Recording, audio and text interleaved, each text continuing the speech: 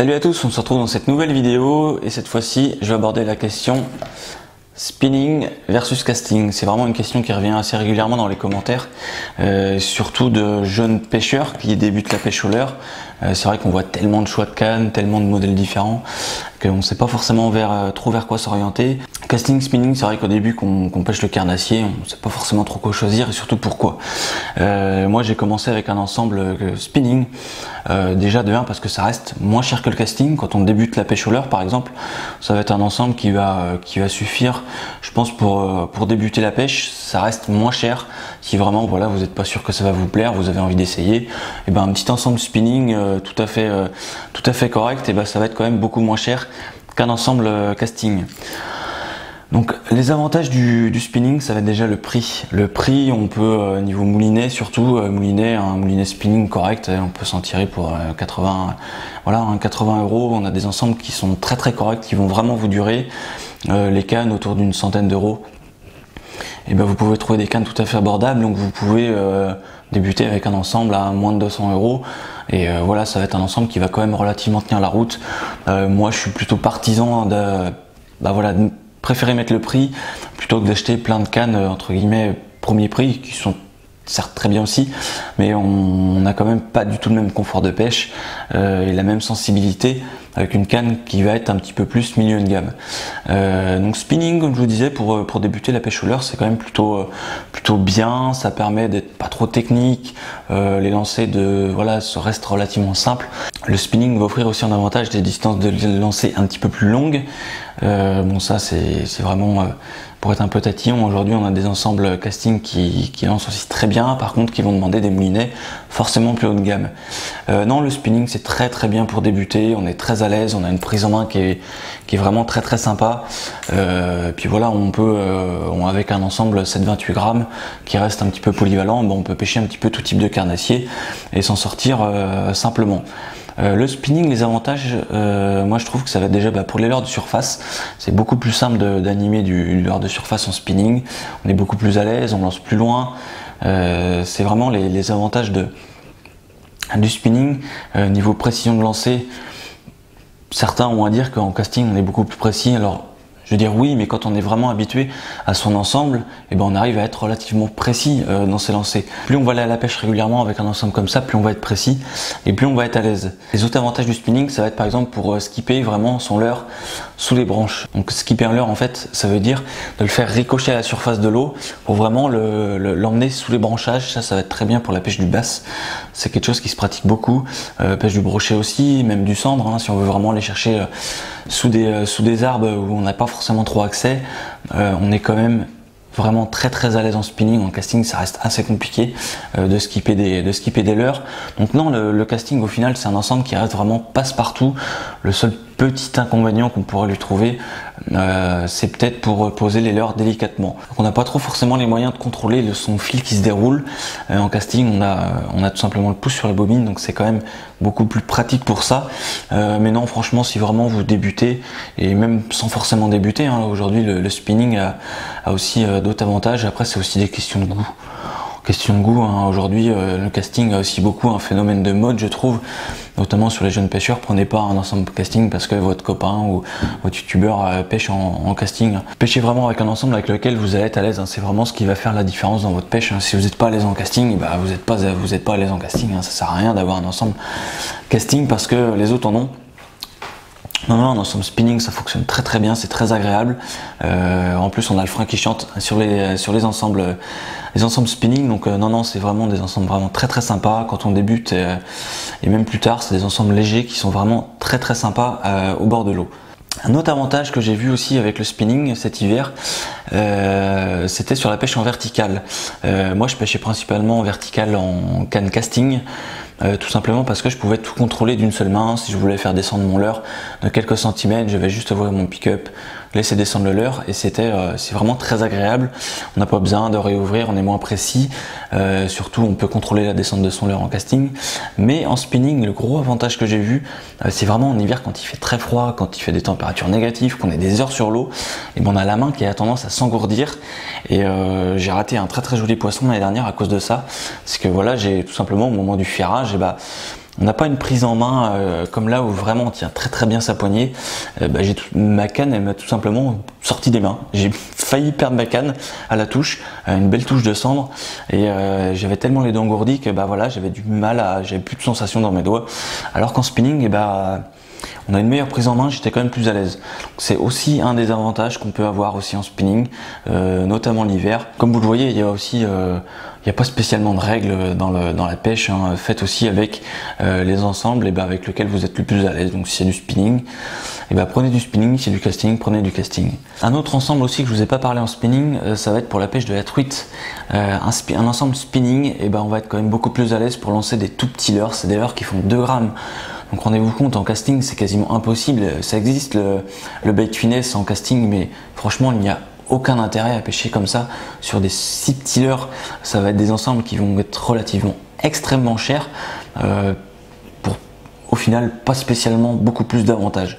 Le spinning, son avantage il va être là aussi, les distances de lancer. Quand on pêche avec des leurres très petits, le fil va se dérouler quand même beaucoup plus facilement en spinning qu'en casting. En spinning pour la truite c'est quasiment indispensable quoi. Le casting, il n'y a aucun intérêt à pêcher en casting la truite. Vous allez devoir avoir un ensemble à plus de 500 € pour avoir quelque chose de correct, pour au final avoir pas spécialement d'avantage en plus. Le spinning, ça va être très bien pour toutes ces pêches là. La pêche, je me suis remis aussi un petit peu, la pêche au leurre, je me suis remis un petit peu tardivement, hein. J'avais à peu près une vingtaine d'années. Certains d'entre vous à 10 ans pêchent déjà le carnassier depuis plusieurs années, donc je me suis remis un peu tardivement. J'étais pas trop à l'aise en casting au début. J'ai commencé avec un ensemble pour la verticale, comme je vous disais, pour être vraiment à l'aise, pour vraiment contrôler ma bannière. Bon, au final, c'est pas vraiment de la pêche en casting parce que on lance pas quand c'est comme ça. Mais j'étais pas trop à l'aise avec les lancers. Je trouvais ça un petit peu gênant. J'avais du mal à m'y mettre. Je me suis mis un petit peu tardivement, mais au fur et à mesure, j'y prends goût. J'ai commencé avec cet ensemble de casting là, qui est un ensemble vraiment pour pêcher le brochet. Donc c'est un ensemble casting qui fait, la canne fait 30-80 grammes, 2,20 m. C'est vraiment une canne destinée pour pêcher le brochet. Et là j'ai fait vraiment le choix du casting pour être vraiment confortable et un peu plus précis pour lancer des leurres de grosse taille. C'est vrai que l'avantage du casting, c'est qu'on a vraiment tout à portée de main. On n'a pas trop besoin de refermer le pick-up rapidement. On a tout à portée de main, on referme, on repart, on relance. On a vraiment une fluidité dans la pêche. On va vraiment pouvoir enchaîner les lancers un tout petit peu plus rapidement qu'en spinning. Forcément, si on est un peu plus rapide, notre leurre elle est plus souvent dans l'eau et on va pêcher forcément un peu plus longtemps. On va vraiment optimiser notre temps de pêche. Donc j'ai vraiment commencé avec cet ensemble là pour m'y remettre tranquillement en casting. Voilà, tout simplement pour le confort, précision de lancer. Je vous disais qu'il n'y avait pas forcément de vérité, mais surtout en discrétion de lancer. Discrétion de lancer, une fois qu'on lance notre leurre, on peut contrôler l'arrivée du leurre dans l'eau, tout simplement avec son pouce ici sur la bobine. On peut freiner son leurre, tandis qu'en spinning, si on rate un peu son lancer, si on satellise son leurre comme un sauvage, on va essayer de rattraper le fil pour essayer d'arrêter le leurre. C'est pas forcément trop pratique. Là au moins on a tout à portée de main, on peut freiner son leurre directement sur la bobine et puis faire des posés plutôt précis. Ça après c'est pareil, hein, en spinning on arrive à la longue à faire des lancers précis, mais on a quand même un petit avantage sur le casting là-dessus. Donc non là-dessus en tout cas j'ai trouvé un vrai confort de pêche. C'est vraiment très agréable de pêcher en casting. On peut caler la canne basse. On a tout vraiment à portée de main, on peut poser le talon, on est très à l'aise en casting et c'est vraiment un des gros avantages que j'ai trouvé cette année. Bon par contre niveau budget on est forcément plus cher qu'en spinning. Pour avoir un moulinet casting on va dire qui tient la route, et on va tourner aux alentours des 200 €, hein. Après moi ça reste aussi un choix personnel, je préfère vraiment avoir des ensembles qui tiennent relativement bien la route dès le début pour pas être embêté, avoir des problèmes de moulinet ou choses comme ça. Je suis vraiment pas trop fan des trucs low cost. C'est vrai que après ça c'est faut aussi pouvoir mettre le budget, et comme je vous disais c'est un choix personnel, mais en tout cas j'ai jamais été vraiment déçu. Mais vraiment si vous avez à mettre le prix, mettez le prix dans un moulin plutôt que dans la canne. Vous allez trouver des cannes plutôt cohérentes, autour des 100, 120, 130 €, des ensembles qui vont être très bien. Pour ce qui est du moulinet, essayez de mettre un petit peu plus le budget dans le moulin pour vraiment pas être déçu du casting et puis pour pouvoir vraiment tirer tous ces avantages. Pour toutes les pêches un petit peu fortes comme ça, du brochet avec des leurres de belle taille, et ben c'est quand même vachement plus confortable de les pêcher en casting. On a quand même un confort, on peut lancer un petit peu toute la journée, enchaîner les lancers sans trop fatiguer. Donc c'est vraiment des ensembles qui sont vraiment très sympas. Ça c'est un ensemble typique pour pêcher le brochet avec des leurres de belle taille.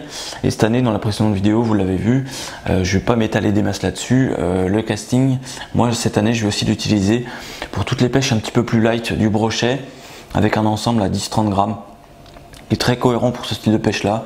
Pêcher avec des leurres dures, voilà, aux alentours de 10 cm, des shad de 5-6 pouces le brochet. Et là, pourquoi j'ai repris du casting, et ben ça va être vraiment pour faire des lancers extrêmement précis et pouvoir faire des posées de leurres vraiment très doux. On peut vraiment extrêmement bien contrôler la posée de son leurre en casting. Tout simplement en ralentissant son fil avec son pouce, faire des posées très discrètes dans l'eau. Voilà, on enchaîne vraiment les lancers et le leurre vient se poser vraiment tout doucement sur l'eau. Ça demande un peu d'entraînement, mais en tout cas ça permet d'avoir pas mal de discrétion pour la pêche du brochet et même des autres carnassiers. Donc là cette année, voilà un petit ensemble casting qui devrait me permettre de m'amuser un peu pour le brochet, parce que je vais essayer, voilà, de le pêcher un peu plus dans le cover, vraiment dans les arbres immergés, dans les herbiers, dans les bancs de baratte. Et ben, ça demande forcément de faire des posées relativement discrets, parce que là on va pêcher vraiment au plus près des spots. Donc là ça devrait être plutôt sympa pour vraiment faire des posées très précises, très près des obstacles, parce qu'en spinning, voilà, on n'a pas vraiment de moyen de contrôler la posée du leurre. Si on arrive avec son leurre de 10 cm et qu'on le pose et qu'on fait un énorme plouf dans l'eau, ben, c'est pas trop génial pour la discrétion. Ça va être le gros avantage du casting. Puis voilà, le confort de pêche, hein, lancer toute la journée en casting, ça reste un petit peu plus agréable, on peut enchaîner les lancers.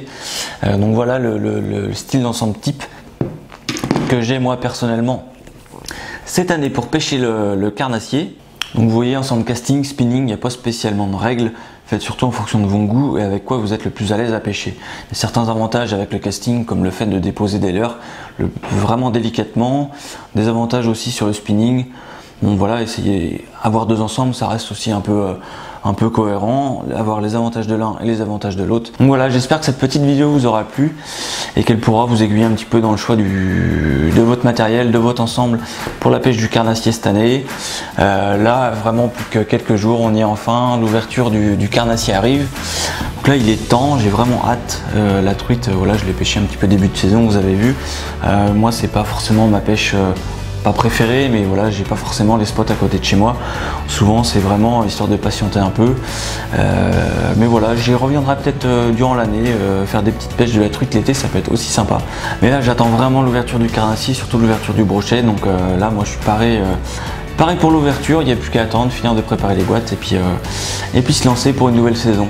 Donc comme d'habitude, n'hésitez pas à lâcher le petit like si cette vidéo vous a plu, un commentaire dans l'espace juste en dessous, et surtout n'hésitez pas à vous abonner si ce n'est pas déjà fait. C'était François pour Fishing Road, salut!